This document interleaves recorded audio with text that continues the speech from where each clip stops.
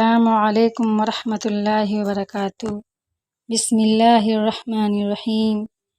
میٹھے لوگوں سے مل کر میں نے جانا، کڑوے لوگ اکثر سچے ہوتے ہیں۔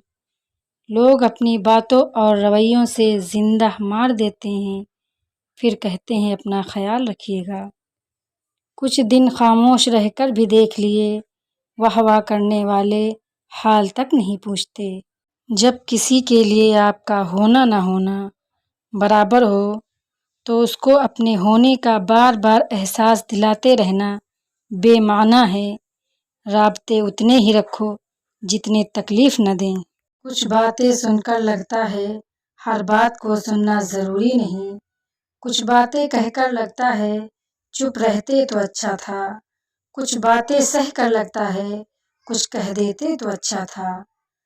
رشتے توڑنے نہیں چاہیے، لیکن جہاں قدر نہ ہو وہاں رشتے نبھائے بھی تو نہیں جا سکتے۔ چہرے اجنبی ہو جائیں تو کوئی بات نہیں، لہجے اجنبی ہو جائیں تو بڑی تکلیف دیتے ہیں۔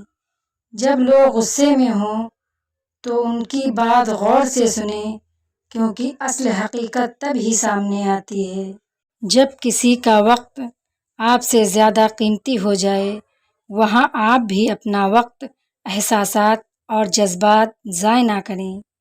یہ غلط ہونے کا احساس اور شرمندگی ہی ہے جو آپ کو غلطی سدھارنے میں مدد دیتی ہے یا دوبارہ وہی غلطی کرنے سے روک لیتی ہے، ورنہ خود کو ہمیشہ درست سمجھنے والے تو کہیں کے نہیں رہتے۔